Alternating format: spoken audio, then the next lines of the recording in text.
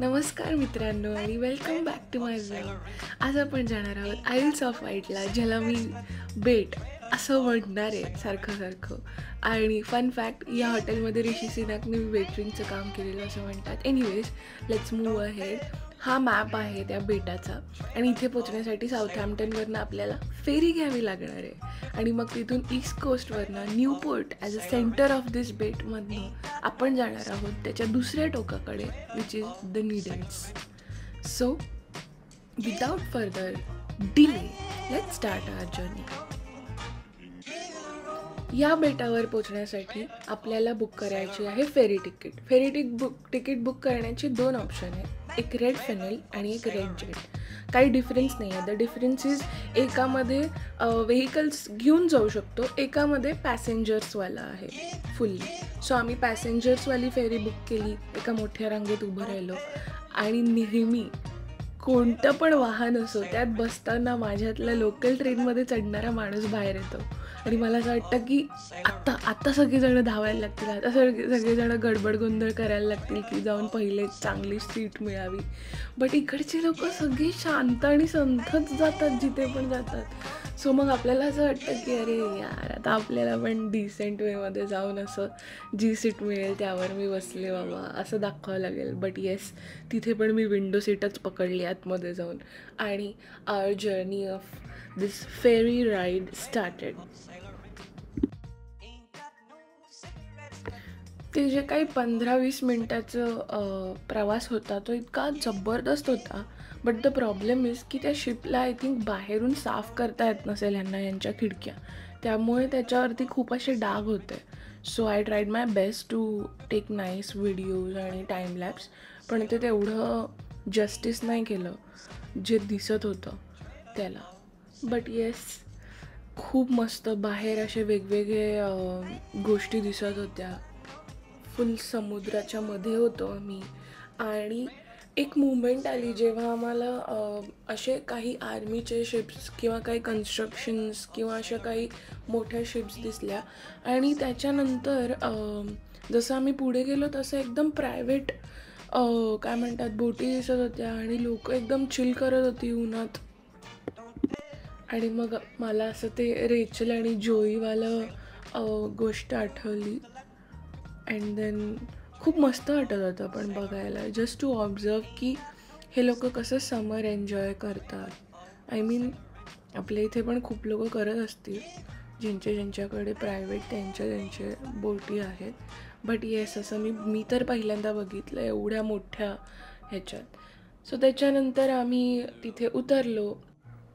एवढं सुंदर टाऊन होतं ना ते, आणि त्याचं आर्किटेक्चर म्हणा किंवा ज्या पद्धतीने त्याला असं सजवलेलं ते बघून असं वाटत होतं की तुम्ही कोणत्या पण या टाऊनच्या कुठे पण उभं राहून फोटो काढा, it's gone a look nice. आणि ते एवढं कॉम्पॅक्ट होतं ना, असं वाटेल तुम्हाला की तुम्ही काय म्हणतात फिल्म सिटीमध्ये आले आहात, असं कोणतं शूटचं लोकेशन आहे असं वाटेल, कारण खूप कॉम्पॅक्ट होतं. एकावेळी एकच बस जाऊ शकेल, एकावेळी एकच कार जाऊ शकेल, फार तर फार अगदी अर्ध्या कार जर फुटपाथवर असतील तर दुसऱ्या जाऊ शकतील, असं सगळं कार्यक्रम होता.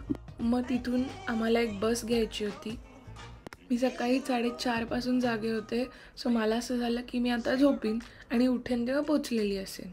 सो मी असं बाहेर बघत होते आणि मी 1 मिनिट पण या बस राईडमध्ये झोपले नाही, कारण की ती बस राईड एवढी ऑसम होती. एकतर समुद्र दिसतोय, नाहीतर मोकळं रान दिसतंय लाईक. आणि एक वेळ आलेली जेव्हा दोन्ही साईडला मोठी मोठी झाडं होती, असं वाटत होतं की एक मोठा झाडांचा बोगदा आहे आणि त्याच्यातून आपण चाललो आहे. आणि त्यानंतर एकदम ऑसम घरं दिसली आणि त्या घरांचे रूफ खूप युनिक वाटले मला. त्यांना थॅच्ड रूफ असं म्हणतात आणि ही जुन्या काळातली थॅच्ड रूफ्स अजून पण एक्झिस्ट करतात. लाईक UKमध्येच मोर दॅन 60,000 घरं आहेत अजून पण थॅच्ड रूफवाली. त्या मराठीत खाजाचं स्ट्रॉ असं म्हणतात. यांचे जे प्रकार आहेत त्यांची ड्युरेबिलिटी 20 वर्षाच्या वरतीच आहे, लाईक 20 वर्ष, 60 वर्ष, 50 वर्ष. So that was interesting fact to know. आणि काही घरं अशी होती ना की मला ते लहानपणीचं पिगी बँक आठवलं. म्हणजे अगदी अशी सुंदर घरं, एवढी प्रॉपर बनवलेली घरं होती की मला आठवलं की असं एक पिगी बँक होतं माझ्याकडे लहानपणी, ज्यातून असा एक कुत्रा बाहेर यायचा आणि कॉईन घेऊन आत जायचा. लाईक आय डोंट नो तुमच्याकडे पण होतं का लहानपणी, प्लीज मला सांगा. बट येस, हे सगळं बघायला इतकं मस्त वाटत होतं. प्रत्येक घराचे रूफ वेगळे, त्यांचे बनवण्याच्या पद्धती वेगळ्या, त्यांचे विंडोज वेगळे होते. It was so awesome. आणि पूर्ण वेळ ते बघताना, ज्या पद्धतीने त्यांना कलर केलं आहे, ज्या विटा वापरल्या आहेत, ते बघताना खूप मस्त वाटत होतं. लाईक जसं त्यांनी सजवलेलं बाहेर पण वेगवेगळ्या प्रकारे. It was so nice to see. बरं, हे फुल्ली डेव्हलप्ड आहे का, म्हणजे अगदी काही घरांच्या बाहेर मस्त 2-2, 3-3 कार्स होत्या आणि खूप घरांना सोलार पॅनल लावलेले. सो इट्स नॉट लाईक की हे असं अजून डेव्हलप्ड नाही आहे हे बीट. आणि मला हा सर्वात बेस्ट पार्ट वाटतो, वेर यू आर ऑब्झर्विंग. कारण की जर्नी कशाला म्हणतात, एका ठिकाणावरून दुसऱ्या ठिकाणी जाणं. सो त्या एका एपासून बीपर्यंतच्या मधल्या गोष्टी पण तर एकवट, म्हणजे they are part of your journey, important part, right. So त्या गोष्टी पण दे आर व्हेरी इंटरेस्टिंग. आता हे जर मी झोपले असते तर मी ह्या सगळ्या गोष्टी मिस आऊट केल्या असत्या. आणि रूफच्या एवढ्या पद्धती मला कळल्या. मी घरी येऊन प्रत्येक फोटो पॉज करून जेव्हा सर्च केलं की हे असं काय, ते तसं काय, मला असं झालं की ह्याचा तर एक अख्खा पूर्ण व्लॉग बनवू शकतो. But I am not gonna do that. हे व्हेरी इंटरेस्टिंग दो. सो असा होता आमचा हा बसचा प्रवास. तुम्हाला आवडला की बोरिंग वाटला मला सांगा. आणि ह्या प्रवासानंतर आम्ही पोचणार होतो आमच्या फायनल डेस्टिनेशनला, विच वॉज नीडल्स. आणि तिकडे गेल्यानंतर, बसमधनं उतरल्यानंतर, the first thing I saw was a beautiful flower. त्यामुळे मी त्याचा पटकन एक फोटो काढून घेतला.